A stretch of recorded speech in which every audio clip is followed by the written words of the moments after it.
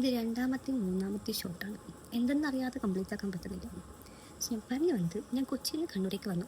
അപ്പോൾ ഇന്നലെ നൈറ്റാണ് വന്നത്. ഞാൻ ഇന്ന് രാവിലെ ഉച്ചയായി.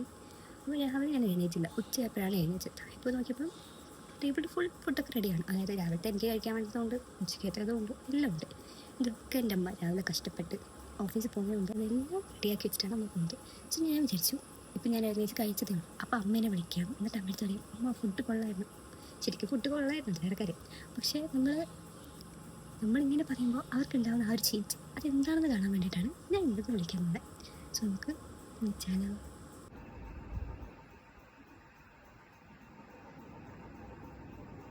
ഓഫീസിലായിട്ട് എടുക്കുമെന്ന് നോക്കാം.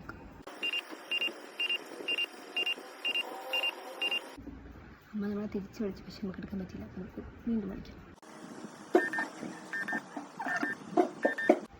ആൻഡ് ഫൈനലി അമ്മ വിളിക്കുന്നുണ്ട്. ഹലോ, എന്താ വിളിക്കാൻ പറ്റൂലേ? എന്നെ വിളിക്കില്ലല്ലോ. ഇല്ല ഫിംഗർ ക്യാപ്പ് അല്ലേ? ഇല്ല. പറയൂ. വെറുതെ നീയല്ലേ മകൾ? ശരിക്കും വെറുതെ വിളിച്ചാ?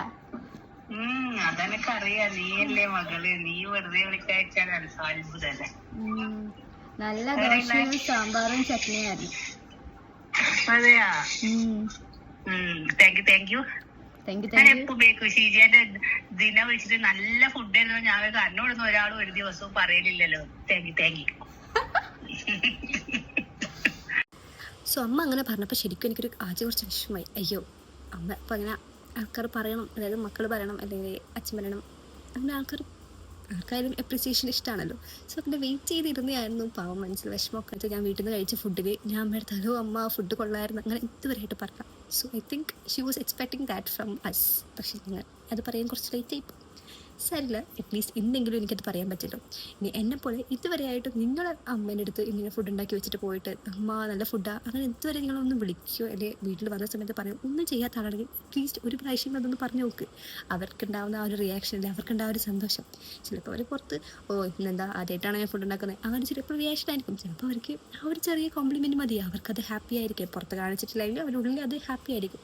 സോ ഇതൊക്കെ വിളിച്ച് പറയുന്ന ആൾക്കാരാണെങ്കിൽ you have done A very good job. ഇനി ഈ വീഡിയോ കാണുവാണെങ്കിൽ നിങ്ങളൊന്ന് ട്രൈ ചെയ്ത് നോക്കും. നിങ്ങളുടെ അമ്മേൻ്റെ അടുത്ത് പോയിട്ട് ആ ഒരു കോംപ്ലിമെൻറ്റ് അവരടുത്ത് പറഞ്ഞു നോക്ക്. നമുക്ക് നോക്കാം അവരത്ര ഹാപ്പി ആവുന്നു. Okay, by.